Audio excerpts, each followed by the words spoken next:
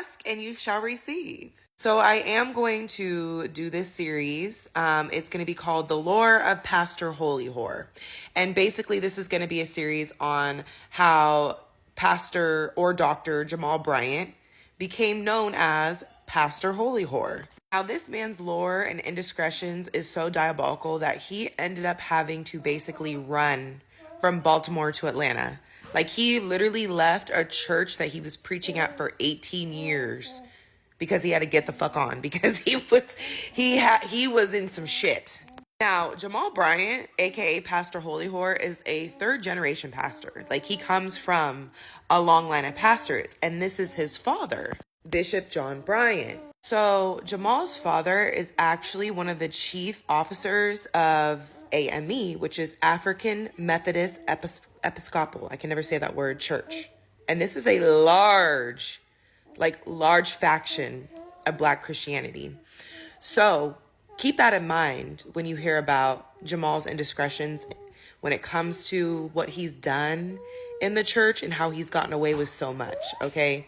His father is high up there. And to get these types of, like, for his father being a chief officer, this is a lifetime appointment. Like, this is a big thing. I'm going to go out on a limb and say that, in my opinion, I suspect there was nepotism involved when it came to Pastor Jamal Bryant and his indiscretions in the church. Mr. John Bryant was very high up in that faction of Christianity. He was an officer. He was revered and respected, okay?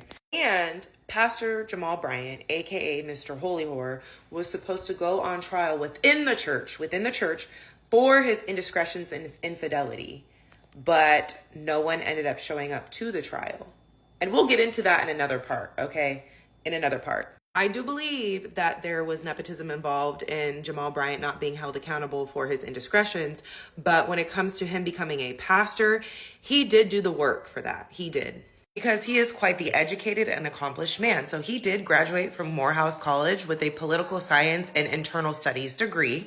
He obtained a Master's of Divinity from Duke University. Then he went on to receive his doctorate degree, and it is a ministry degree, mind you. So, and it's the Graduate of Theological Foundation, and he's a Kappa. That should have already, he's a Kappa. So do with that information what you will. Yeah. He actually had been preaching since he was a child. So he used to preach at his dad's church back in the day as a young child. So he was always meant to be a pastor, you could say, but not a holy whore.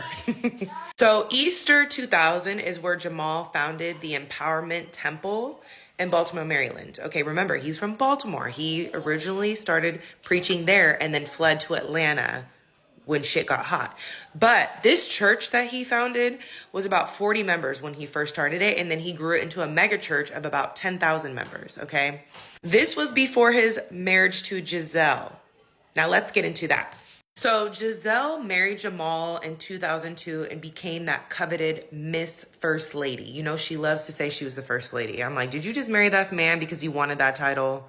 And then you had to deal with all the bullshit after. I don't know. But prior to that marriage, he had already allegedly fathered 2 children. There's one that for sure is known. The other is up in the air because he's fathered multiple children. Like there's multiple. Some that are, you know, he claims, some that he doesn't claim, some that have not come out, some that have come out. It's actually kind of insane.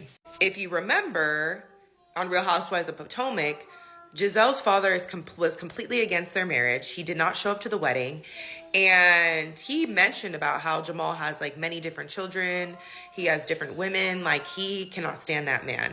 Well, it is because before he even married his daughter, he had 2 different baby mamas. So we do know about the oldest, Topaz Bryant, of the alleged 2 children that Jamal fathered before marrying Giselle. Topaz is his oldest daughter. He does claim her. They have a good relationship. He posts about her. She posts him. She is planning to follow in his footsteps. She did receive an undergraduate degree from Southeastern University in pastoral studies and counseling. She plans to go into the pastor world like her father. And she's really pretty. She's really pretty. She was born in 1998, and that is his oldest daughter, okay? Because he does have 3 daughters. He does have 3 daughters with Giselle Bryant, and these are the only 3 children that he had in wedlock as a pastor.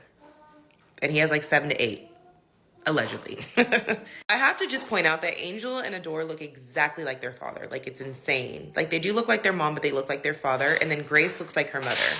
Look at that resemblance. It's crazy.